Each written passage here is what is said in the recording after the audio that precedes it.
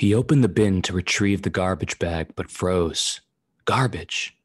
Who was he to decide what was treasure and what was trash? Certainly the contents of the bag had been weaved and woven through skill and craftsmanship of the finest level, to be curated, sold, reproduced, distributed, and with purpose. And now he, Cretan, unworthy to cast judgment, declared it trash, to be removed and cast into the abyss. How dare he? And the bag, oh, the bag, if it knew what it contained, would it judge so harshly? Would it turn its disgust inwards and in despair slash itself to ribbons from the shame of such a low purpose? No, no, I say, most certainly not. Surely it would take pride in its purpose, the surefire and succinct nature of its purpose, if it could be so simple. Contain these objects, let them not leak nor spread their grime amongst us. And how masterfully done. It must take pride in such a purpose. He grabbed the bag and carried it outside. All right, everybody, welcome back to Ransom Reviews. Today, I'm taking a look at Crime and Punishment by Fyodor Dostoyevsky. I vacillated on this book. It had me of two minds, just like the protagonist. Sometimes I was in awe at the masterful prose and eloquent inner monologues. Sometimes I just felt like, would you just shut up and get on with it? So much melodrama and histrionics. You can't have any interaction without fainting, laughing, fighting, exclaiming, overthinking, monologuing.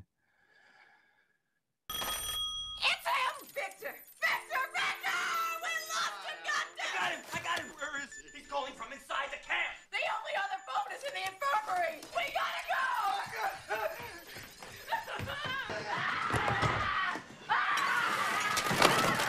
Beth, what's the matter? The phone! The phone! Where's the phone? In the back room!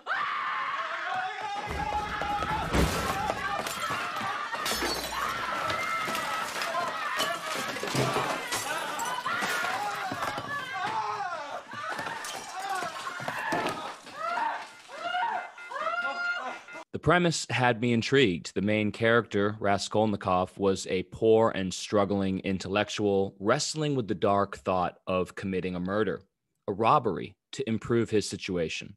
Or so I thought. I imagined that the direction of this book would be different, that our protagonist was going to commit a murder and then spend the rest of his life trying to atone for that crime. On page 90, this idea was expressed succinctly. Kill her. Take her money, and with the help of it, devote oneself to the service of humanity and the good of all. What do you think? Would not one tiny crime be wiped out by thousands of good deeds? From one life, thousands would be saved from corruption and decay. One death and 100 lives in exchange. It's simple arithmetic. Besides, what value has the life of that sickly, stupid, ill-natured old woman in the balance of existence? It's Spock's logic. The needs of the many outweigh the needs of the few. Great, I thought. Interesting stuff. And as Raskolnikov weighs the possible crime, his mind begins to unravel, if it was ever raveled to begin with. Page 98 expresses a part of his anguish. So probably men led to execution clutch mentally at every object that meets them on the way. And he does clutch mentally at every object for the next 400 pages. Page 120 features a sentence that more or less sums up the entire book. He was conscious of a terrible inner turmoil. The inner turmoil leading up to the murder was fascinating, as I hadn't yet decided that Raskolnikov was irredeemable. But it wasn't long after the murder that I made my decision. Raskolnikov is a schmuck. He's insane, a lost cause, and a maniac. It turned out that he didn't murder the old woman for any purpose at all, but rather just to see if he could do it. He tried to compare himself to great generals and leaders throughout history who essentially had to break a few eggs to make an omelet. He stated it directly on page 440. I wanted to become a Napoleon. That is why I killed her. This again was a fascinating string of ideas to yank on, that murder was only bad for ordinary men, but acceptable for extraordinary men. My issue with this train of thought was that Raskolnikov was not extraordinary. He had no great purpose. He had no purpose at all. The murder he committed served no purpose. He was definitely not a great man. So hearing him wrestle with these ideas in his head was not as interesting to me. He's disqualified from consideration as an Übermensch.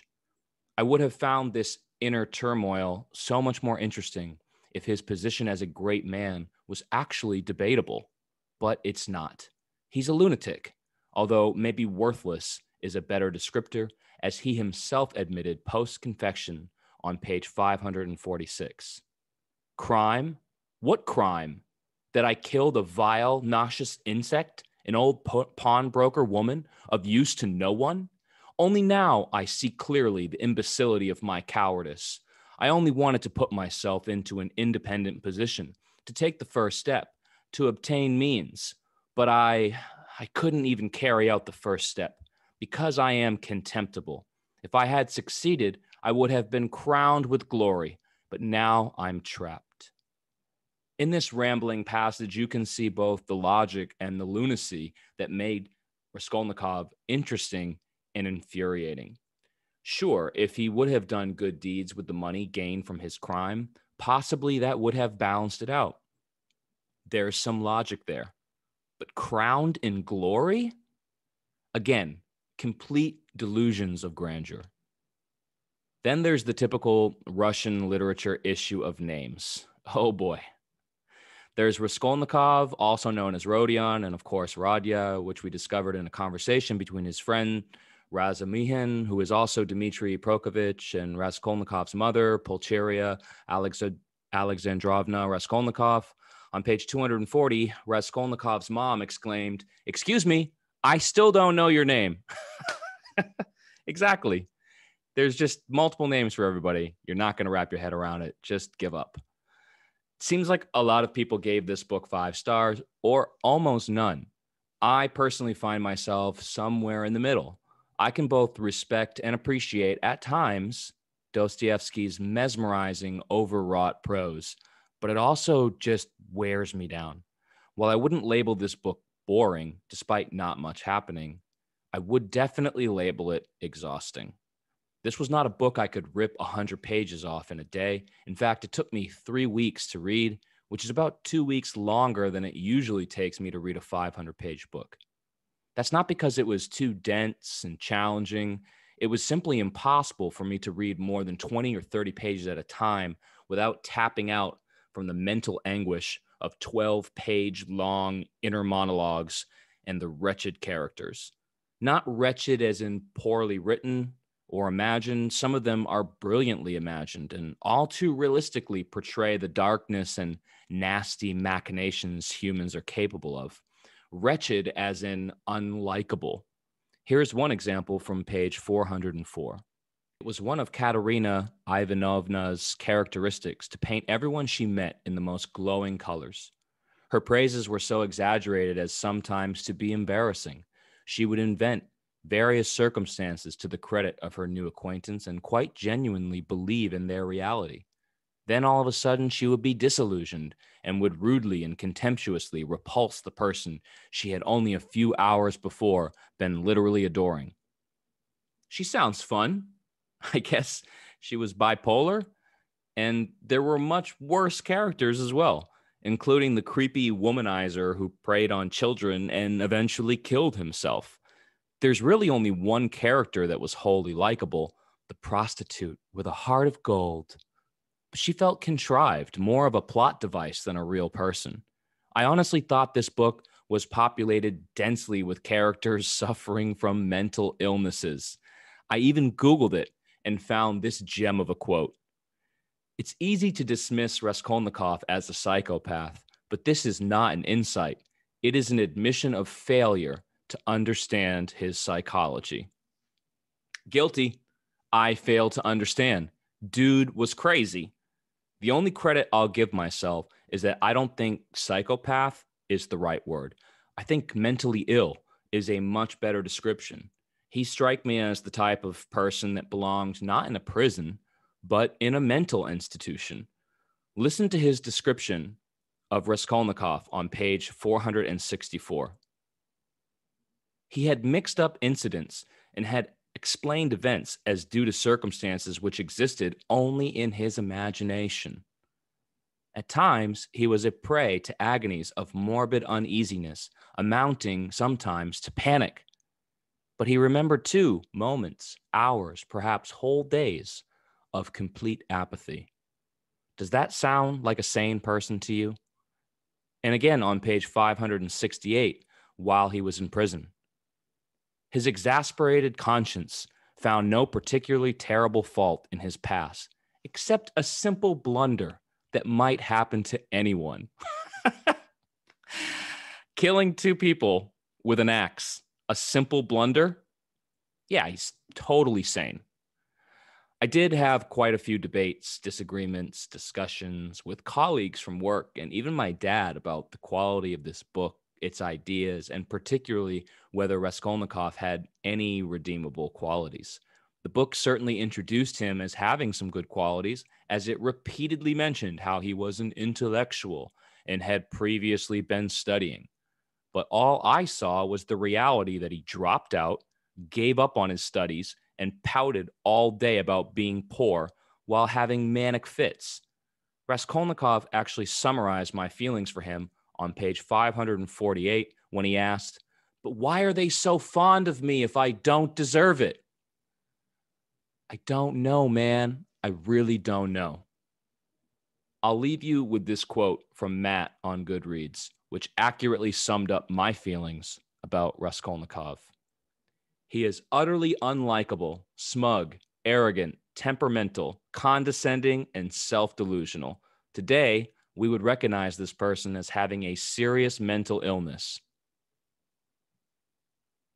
As I find the 5-star system limiting, I like to use my own subjective rating system for story, language, ideas, characters, and enjoyment on a 10-point scale, with enjoyment given a double weight. So let's take a slice of Crime and Punishment by Fyodor Dostoyevsky. For story, I gave it a 7. I actually really enjoyed the first 150 pages or so leading up to the murder. After that, the book was a bit dead, though.